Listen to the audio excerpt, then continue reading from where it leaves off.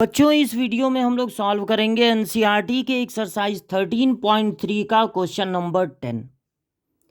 Suppose a girl throws a die. मान लीजिए कोई लड़की एक डाई फेंकती है, लूडो का पासा।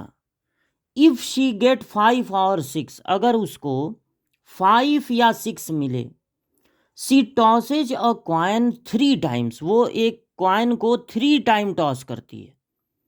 And notes the number of head, और देख लेती है कितनी बार हेड मिला उसको। इफ सी गेट 1 2 3 और 4, अगर उसको 1 2 3 या 4 मिलता है तो टॉस अ क्वाइन वंस, तब वो क्वाइन को सिर्फ एक ही बार टॉस करती है और नोट करती है whether a head or tail, head आया कि tail. If she obtain exactly 1 head, अगर उसको सिर्फ एक हेड मिला है, what is the probability that she threw 1 2 3 और 4 with the die। तो इस बात की क्या प्रोबेबिलिटी है कि जब उसने डाई फेंका था तो उसको 1 2 3 या 4 मिला था।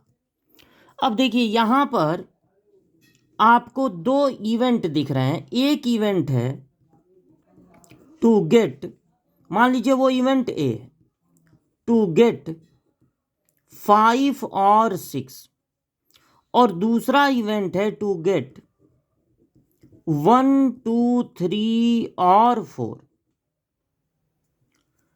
अगर उसको 5 या 6 मिला तो वो क्या करेगी, एक कॉइन को 3 बार टॉस करेगी। तो जब 3 बार टॉस करेगी तो या तो तीनों बार हेड मिलेगा, या तीनों बार टेल मिलेगा, या 2 बार हेड मिलेगा।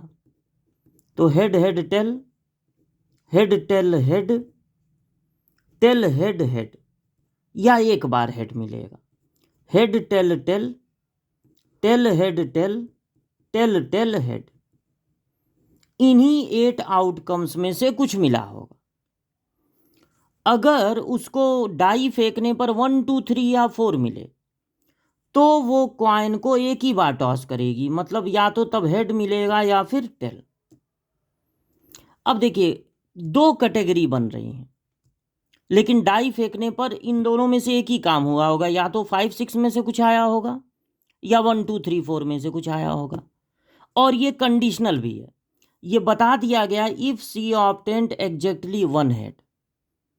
तो चूंकि दो ग्रुप है लेकिन काम एक ही से हुआ है, या तो ये आया है या तो ये, और कंडीशनल भी है, बता दिया गया है कि एग्जैक्टली 1 हेड मिला है, इसलिए ये 22 थियरम से लगने वाला क्वेश्चन है। 22 थियरम में सबसे पहले ई सपोज करते हैं, जो कंडीशन दिया रहता है, यानी जो हमको पता है। तो क्या पता है, if she obtained exactly 1 head, हमको ये पता है कि उस बच्ची को एक हेड मिला है। टू गेट एग्जैक्टली 1 हेड, एक हेड उसको मिला है। तो इस बात की क्या प्रोबेबिलिटी है कि उसको 1 2 3 4, मतलब ये मिला था, 5 6 नहीं मिला था, 1 2 3 4। तो अब देखिए, अब अगर हम यहाँ पे 22 थियरम लगाएं तो हम ये कहेंगे ये तो पता ही है कि उसको एग्जैक्टली 1 हेड मिला है। अब इस बात की प्रोबेबिलिटी कि जब वो डाई थ्रो की थी तो उसको 1 2 3 4 मिला था, यानी इस बात की प्रोबेबिलिटी कि कौन सा इवेंट हैपन हुआ था, बी। 5 6 नहीं मिला था, ए नहीं हुआ था, बल्कि क्या हुआ था, बी। तो इसके लिए फार्मूला 22 इस तरह से बनाते हैं, प्रोबेबिलिटी ऊपर वाला, प्रोबेबिलिटी उल्टा करके। और एक बार अगर दो इवेंट हैं, नीचे क्या लिखते हैं, दो इवेंट अगर हैं तो एक बार ये चीज ए के लिए लिख देंगे, यानी हर बी की जगह ए कर देंगे, और प्लस लगा के एक बार इसको बी के लिए लिख देंगे। अब एग्जाम में इन सब का मीनिंग बताना हमको कि क्या मतलब है। तो प्रोबेबिलिटी ई ए का क्या मतलब है, फिर प्रोबेबिलिटी ई बी का क्या मतलब है। प्रोबेबिलिटी ई ए का मतलब है प्रोबेबिलिटी टू गेट, ए का क्या मतलब है, प्रोबेबिलिटी टू गेट 5 और 6। देखिए, आप जब डाई थ्रो करते हैं तो टोटल 6 आउटकम्स मिल सकते हैं, 1 2 3 4 5 6। उसमें से 2 आपके फेवर में है। अगर आप देखते हैं 5 या 6 मिले तो 2 आपके फेवर में है, तो प्रोबेबिलिटी हो जाएगा 1/3।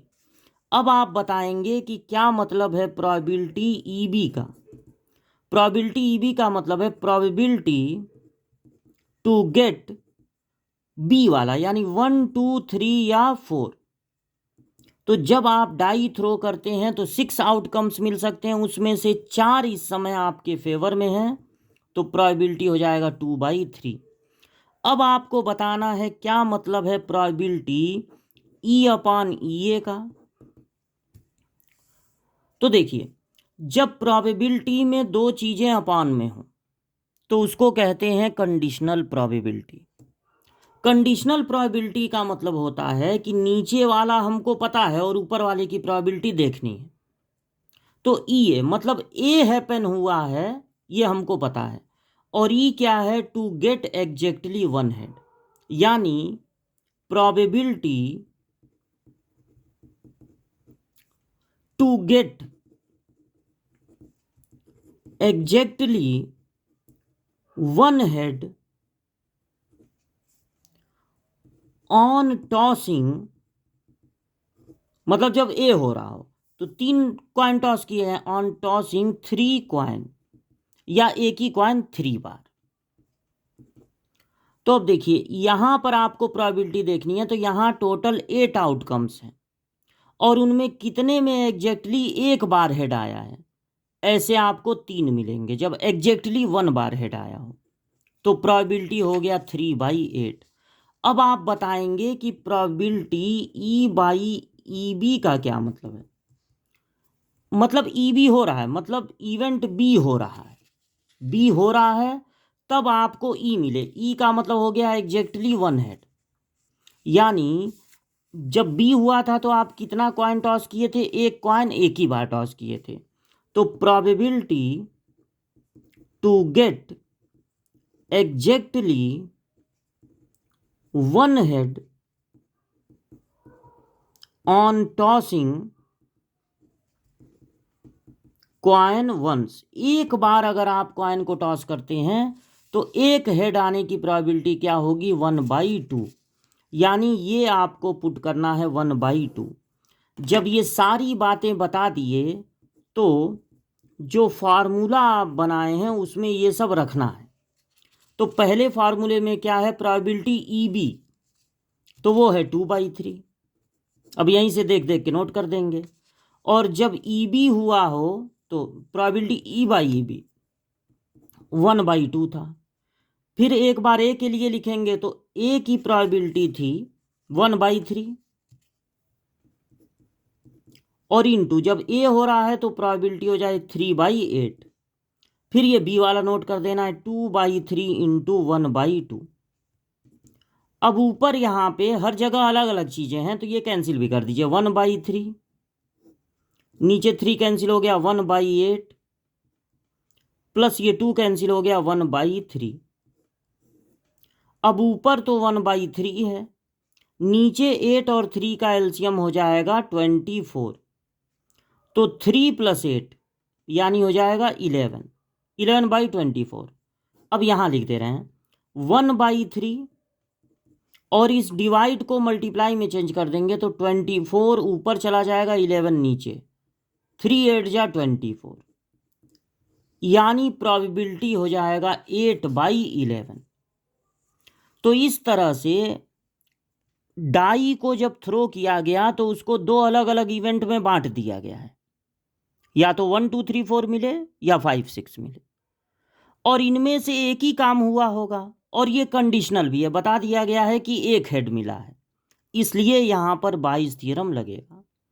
तो बाइस थ्योरम का फार्मूला लिखने के बाद इन सब के बारे में वहाँ बोर्ड एग्जाम में बता देना है, और तब ये सारी वैल्यू बनाए गए फार्मूले में रख देनी है, तो फाइनल आंसर मिलेगा 8/11।